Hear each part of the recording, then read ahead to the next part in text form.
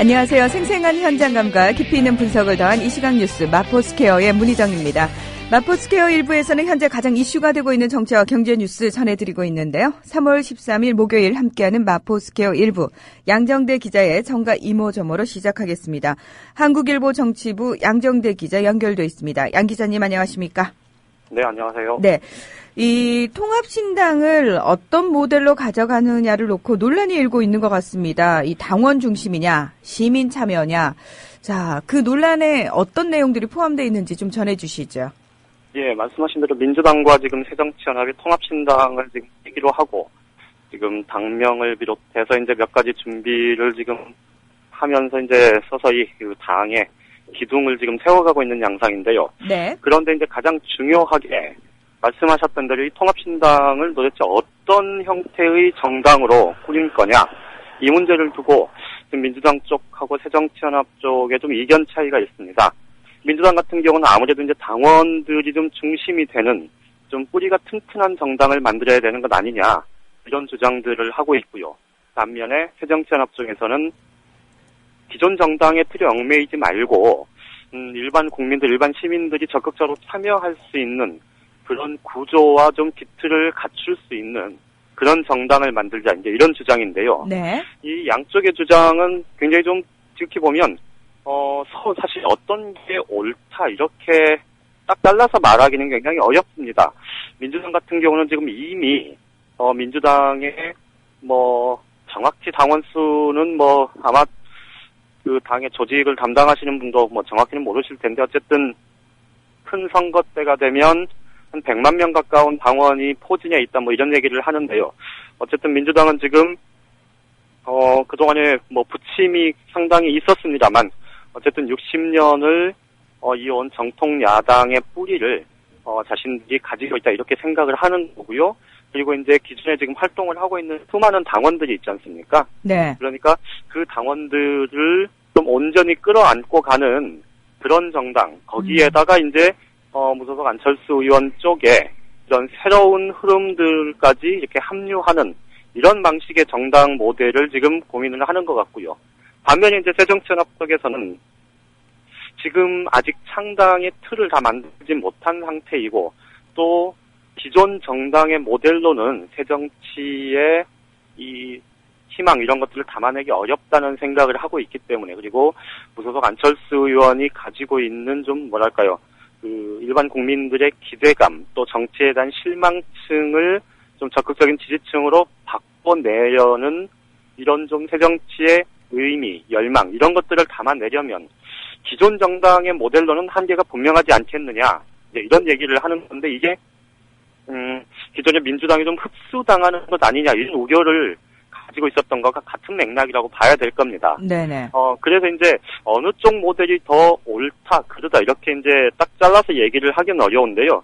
그런데 이제 여기서 한 가지 주목해야 될 문제가 있는데, 이건 아마 앞으로 논의 과정에서 지금 같은 경우는 좀 크게 보면 이번에 그 양측의 신당 추진단에 친노 인사가 배제가 됐느니 해서 사실 그 이번 통합신당 구상 과정에서 친노 진영이 좀 배제됐다, 또는 친노 세력이 의도적으로 좀 이렇게 뒤처지는 것 아니냐, 이런 얘기들이 나왔었는데요. 그런데 이 통합신당의 모델을 두고는 지금 당원 중심주의를 얘기하는 민주당 쪽에는 사실 김한길 대표를 비롯해서 이 현재의 당권파들이 갖고 있는 작년 전당대회 때 얘기했던 당원 중심론, 이거에 이제 맥락이 같고요. 반면에 새정치연합 쪽에서 주장하는 시민 참여형 모델은 사실 친노 진영에서, 그것도 지금 문재인 의원을 중심으로 한 친노 진영의 전통적으로 친노 진영이 대선 때부터 새롭게 좀 정당 모델을 가져가자 해서 고민을 해왔던 지점하고 맞닿아 있습니다. 그렇죠. 그러니까 지금 통합의 구성 이런 과정에서는 김한길 대표 쪽과 안철수 의원 쪽이 의기투합해서 사실 모양새로 보면 좀 친노가 좀 배제된 듯한 그런 모양새지만, 이 구체적으로 창당을 하는 그 과정에서 보면 이 신당의 모델, 그리고 신당 창당을 어떤 식으로 할 거냐를 두고 좀 논의가 진전되다 보면 오히려 김한길 대표 측이 좀 다른 주장을 하게 되고, 기존의 새정치연합 쪽하고 그 문재인 의원을 중심으로 한 친노 진영이 좀 같은 입장에서는 그런 양상도 벌어질 수가 있습니다. 그러니까 정당을 새롭게 꾸려나가면서 이게 노선 건강 정책, 또 당의 핵심 정책에 대한 노선, 뭐 이런 것들을 두고 논란이 있을 텐데, 그 논란의 맥락과 또 이 당의 모델, 당의 형태, 이런 것들을 갖춰가는 것에 있어서의 논란의 좀 축, 이런 것들이 서로 좀 상반되고 얽히고 설키는 그런 과정이 될 수 있거든요. 그래서 앞으로 이 논의는 뭐 아직 본격화된 건 아니지만, 어쨌든 지금, 양쪽에서 신당을 꾸리기로 하면서 이렇게 각 분과도 만들고 지금 서서히 모양새를 갖춰가고 있지 않습니까? 네. 그래서 이 논의는 좀 아주 관심 있게 지켜보는 포인트가 하나 생긴 것 같습니다. 네네. 제발 개파 싸움으로 번지지만 않았으면 좋겠다라는 바람 가져보고요. 네네. 네네. 이 새누리당의 경선 룰을 놓고 계속해서 저희가 며칠 동안 얘기를 하지 않았습니까? 네네. 네. 특히 이제 제주도 어떻게 할 것이냐. 결국은 100% 여론조사로 가기로 했다라고 하는데요. 어떻게 된 건가요? 네, 어제도 저녁에 지금 공천관리위원회 회의가 매일 지금 밤 9시에 시작이 됐는데요. 어제도 12시가 넘어서 끝이 났습니다. 그리고 이제 결론이 난 게 말씀하셨듯이 제주 지역은 100% 여론조사를 하기로 그렇게 결론이 났고요. 네. 제주 이외에 지금 다른 지역, 울산 또 세종 뭐 이런 곳에서 당심이 좀 왜곡될 소지가 있다 이런 얘기들이 나왔었고요. 부산 같은 경우는 지금 친박 실세라고 하는 서병수 의원과 또 친이계 실세였죠. 권철현 전 주일대사 이 두 사람의 여론조사 지지율이 굉장히 막상막하인 그런 양상이어서 너무 좀 과열될 수 있다. 이런 우려 때문에 여기도 좀 여론조사 비중을 높여서 민심이 좀 적극적으로 반영되도록 하자. 뭐 이런 얘기들이 내부에서 있었는데요. 네. 결국은 공천관리위원회 위원들 사이에 표결이 이루어졌다고 합니다. 더 이상 이제 논의를 더 끌어가기는 어렵다. 그러니 이 자리에서 어제 정도로 매듭을 짓자. 이런 이제 공감대가 있어서요. 어느 지역, 제주 같은 경우는 표결을 했는데, 제주에서는 100% 여론조사를 하자는 의견이 조금 더 우세했다고 그러고요. 네. 반면에 울산 같은 경우는 100% 여론조사 말고 기존 경선 룰의 원칙을 그대로 적용하는 방식으로 가자는 의견이 조금 더 많았다고 합니다. 부산 같은 경우는 표결이 진행되지 않았다고 하는데요. 어쨌든 그 당에서 그 표결 결과 몇 표 대 몇 표 정도였는지에 대해서 구체적으로 얘기를 하지 않기로 했다 이렇게 이제 함구하고 있는데요. 그걸 보면 어쨌든 어제까지 몇 날 며칠 의견을 모아갔지만 전체적으로 이견이 많이 좁혀지지는 못했던 것 같습니다. 그만큼 이제 원칙대로 할 거냐 아니면 특정 후보를 염두에 두고 공천 룰을 바꾸는 것 아니냐 이런 비판을 감수하고서라도 좀 당 지도부 입장에서 괜찮은 더 나은 후보를 선택을 할 거냐 이걸 두고 이제 고민이 많았던 것 같은데요. 네. 어쨌든 제주 같은 경우는 이제 100% 여론조사 실시를 결정을 함으로 해서 원희룡 전 의원이 사실 불출마 가능성까지 언급하면서 배수진을 쳐왔었죠. 원희룡 전 의원이 아마 이번 주말, 늦어도 다음 주 초에는 출마 의견을 밝힐 것 같습니다. 출마 결심을 이제 공식화할 것 같고요.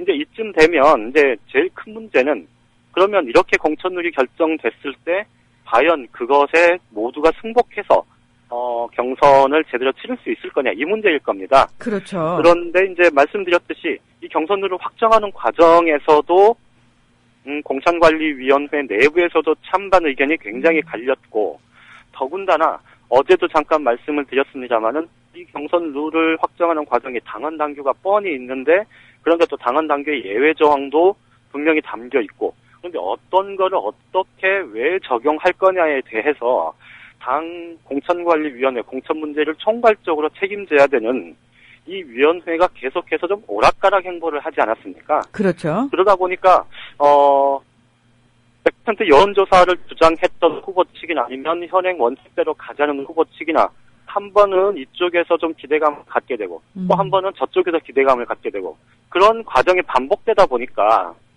오늘 이번에 결정이 이렇게 나고 나면 자신들이 원했던 쪽으로 기대치가 만족된 후보 측은 당연히 환영하고 나서겠지만 그렇지 않은 쪽은 굉장히 불만스러울 수밖에 없고요.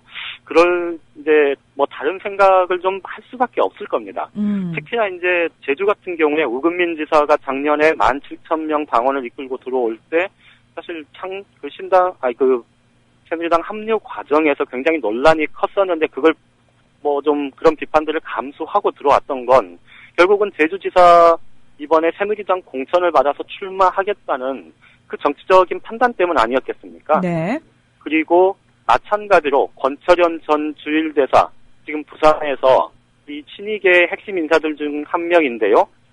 권철현 주일대사 같은 경우도 계속해서 여론조사 비중을 높이자라고 얘기를 해왔었는데 이제 권철현 전 주일대사든 우금민 지사, 제주지사든 이제 자신들의 요구가 충족되지 않는 쪽으로 이렇게 이제 결론이 좀 시끌시끌하다가 난 거기 때문에 충분히 반발을 할 수 있는 여지가 상당히 뭐 커졌다고 봐야 될 것 같고요. 네. 특히나 이제 우금민 지사나 그 권철현 전 주일대사 같은 경우에 이 친박계와는 정치적으로 가까운 사람도 있고 먼 사람도 있지만 이 나이를 생각하나 혹은 지금 정치적인 입지를 생각했을 때 사실 20대 총선이든 그 이후의 지방선거든 이걸 기약하기가 굉장히 어려운 상황이거든요. 네.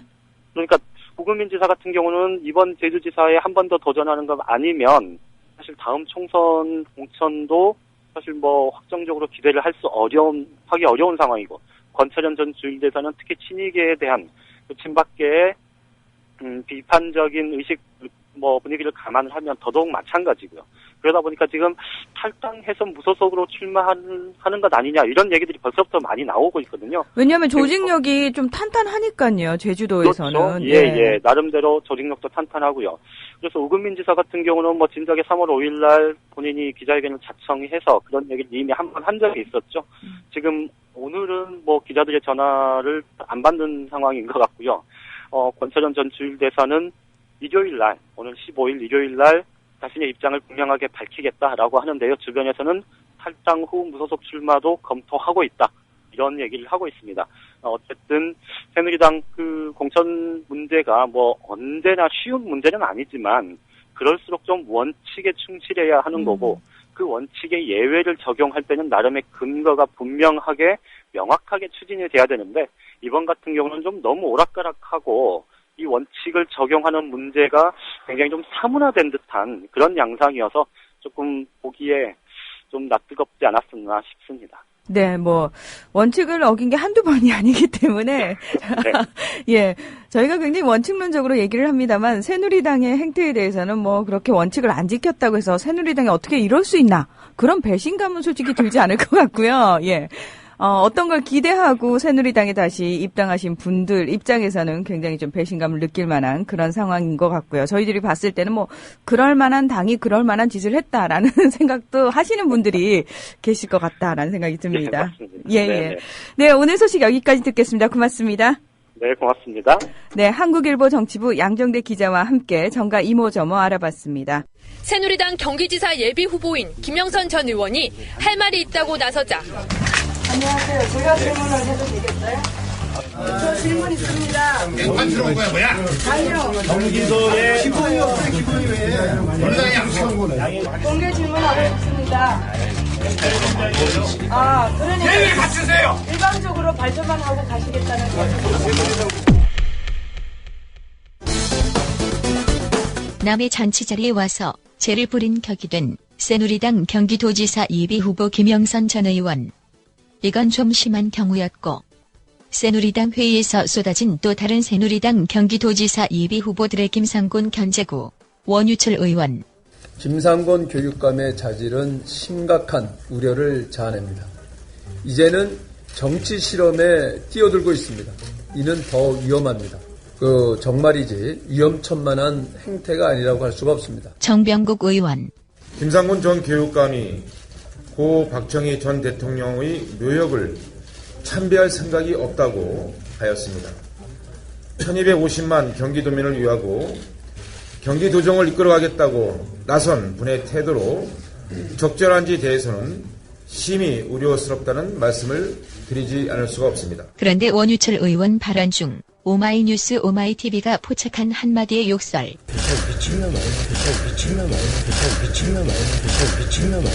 김상곤 경기도지사 예비 후보를 겨냥한 말. 요새 새누리당 정치인들, 함부로 말하는 사람들이 점점 늘고 있는데 누구 때문일까? 혹시 새누리당의 사실상 주인인 이분? 규제 개혁을 위해 사생결단의 각오로 붙어야 한다고 촉구했습니다.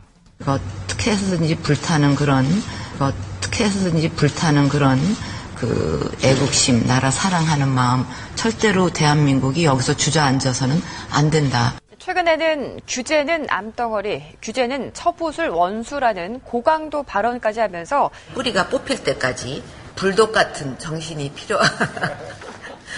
불독보다 진돗개가 더 한번 물면 그냥 그 살점이 완전히 뜯어져 나갈 때까지 안 논다 그래요. 그래서 진돗개를 하나 딱 그려놓으시고 우리는 진돗개 같은 정신으로 한다. 하여튼 이거를 없애기 위해서는 우리가 모든 수단을 다 동원해야 된다고 생각을 합니다.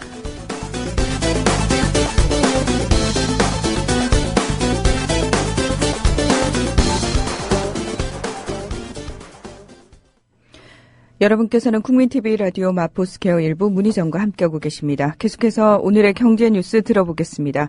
김광수 경제연구소의 길경식 연구이사 연결돼 있습니다. 이사님 안녕하십니까? 네, 안녕하세요. 어제 국토부에서 지역경제 활성화 대책을 발표했습니다. 어떤 내용들입니까?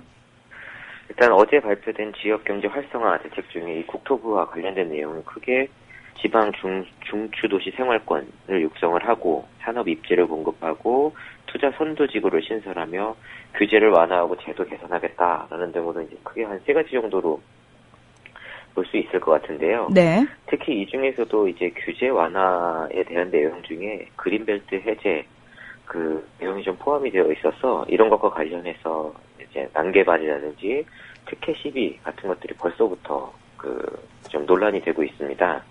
일단 내용을 좀 차례대로 보면요. 이 지방의 중추도시 생활권을 본격적으로 육성한다라고 하는데 그 권역을 어떻게 구성했는지 좀 살펴보면 부산이나 대구, 대전, 세종시 등 이게 뭐 광역시나 특별자치시 등을 중심으로 한 6개 정도 권역을 나누고 그 다음에 인구가 50만 이상 정도 되는 거점 도시 그리고 도청, 수지 등 도내의 어떤 중추적인 기능을 수행하는 도시들을 중심으로 14개 권역을 구분을 해서 총 한 20여 개의 중추도시 생활권을 확정을 지었다고 합니다. 그리고 지난 2월서부터 220개 중추도시권에서 총 1025개의 사업 신청을 받았고 이와 관련해서 이제 2015년부터 예산 반영 등을 통해서 이 사업들을 본격적으로 지원할 계획이라고 합니다. 이 사업이 1025개라고 해서 뭐 굉장히 다양하고 여러 가지가 있을 것 같은데 대부분이 이제 토건 관련 사업입니다.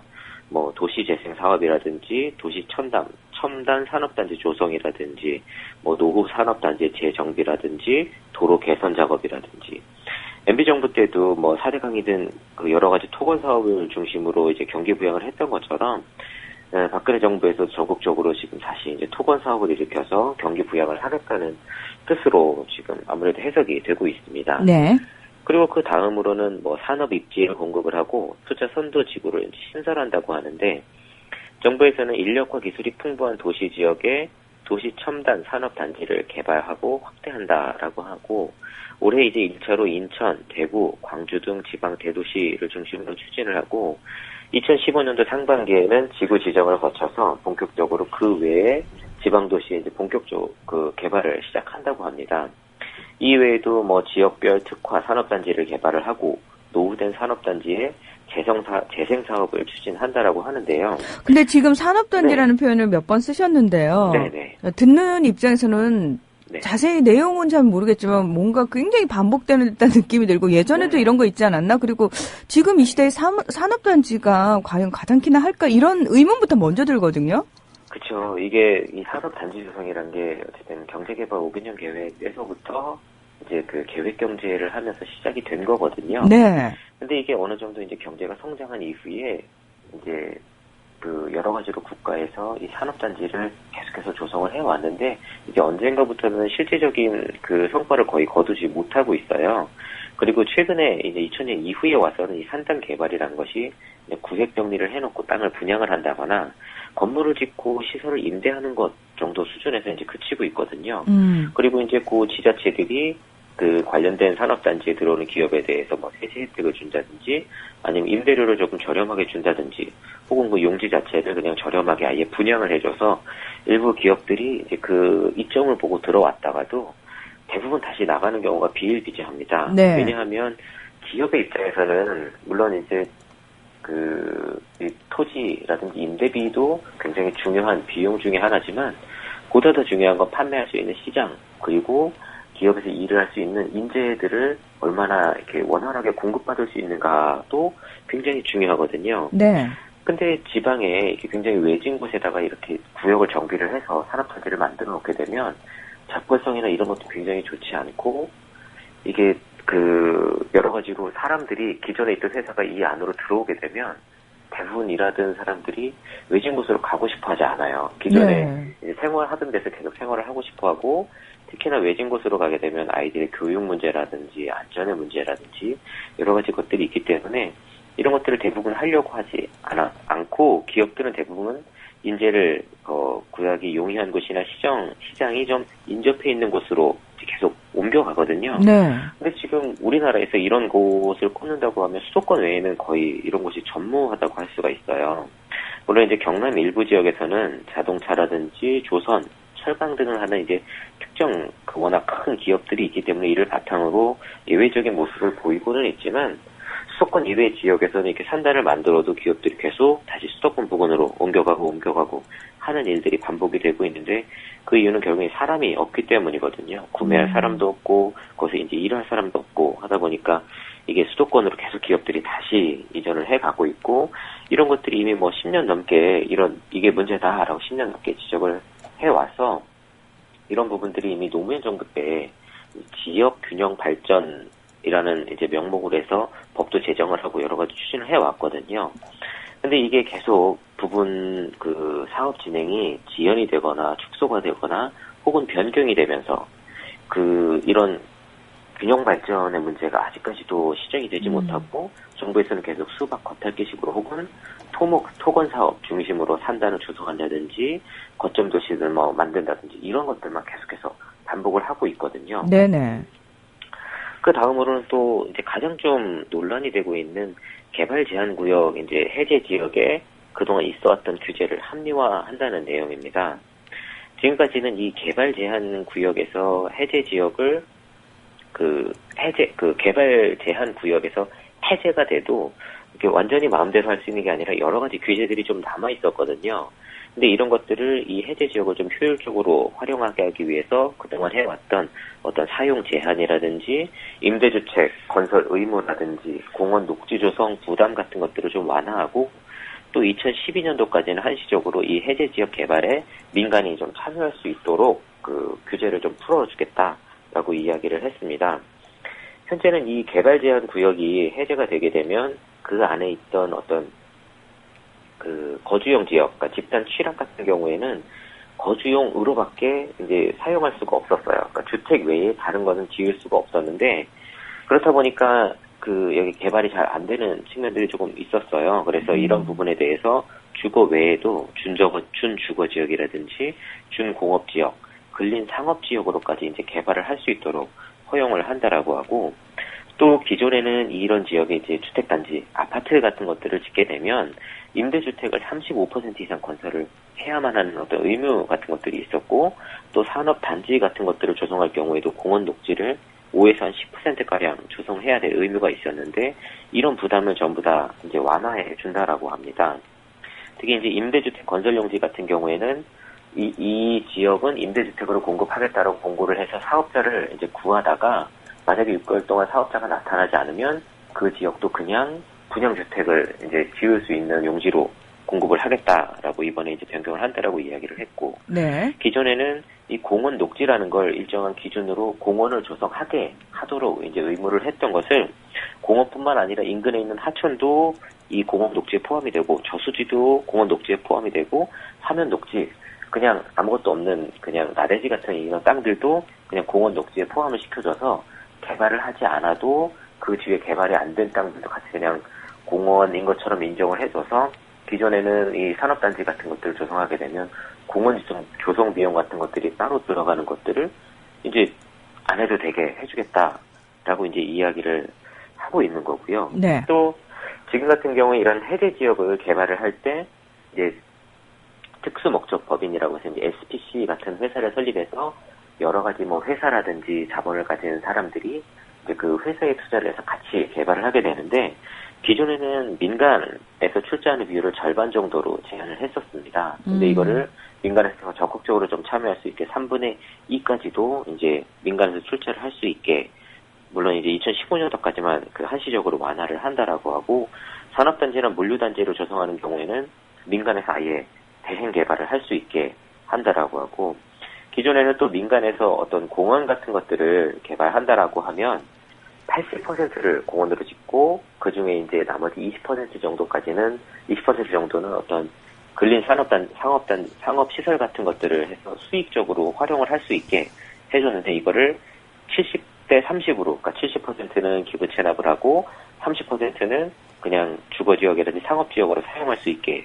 했고 기존에는 면적을 굉장히 크게 잡았었는데 그것도 한 절반 수준으로 내리고 감정평가도 이제 뭐 하지 않아도 되고 설계도도 구체적인 설계도가 아니라 기본 구성도 정도만으로도 그 이제 제출을 할 수 있게 서류도 간소화를 하고 또 그 지방도시의 어떤 예전에는 지방도시 계획위원회라는 걸 만들어서 계속 자문을 받고 점검을 받도록 했는데 이것도 아예 그냥 다 없애고 그냥 민간 업체에서 마음대로 이걸 개발을 할 수 있게 했다라고 합니다. 그러니까 이게 좀 살펴보면 민간 업자라든지 혹은 건설사들이 굉장히 요새 이제 일이 없어서 수익이 악화되고 있는데 이런 부분들이 이제 일감을 만들어주는 그런 형태로 좀 보여요. 그러니까 개발업자들을 위한 정책 네. 같다라는 느낌이 딱 들어요. 예. 네. 뭐 어쨌든 정부에서는 경기를 부양하기 위한 어쩔 수 없는 뭐 이제 방법이다라고 이야기를 하지만 지금은 어떻게 보면 부동산 거품을 또 다른 부동산 거품으로 막으려고 하는 그런 느낌을 지울 수가 없거든요. 근데 네네. 이게 거품으로 막을 수는 없고 오히려 시기만 늦추고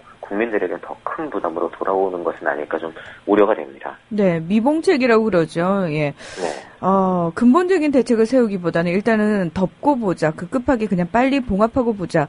이게 나중에는 결국은 다 그 피해는 국민들에게 온다라고 말씀을 하셨는데요. 저희가 그런 것들을 한두 개씩 지금 경험하고 있는 상황 아니겠습니까? 그렇죠. 네. 예. 아, 참, 또 속이 답답해지는 경제 소식이었어요. 오늘 고맙습니다. 네, 감사합니다. 김광수 경제연구소의 길경식 연구이사였습니다. 자, 마포스퀘어 1부는 여기서 마무리하겠습니다.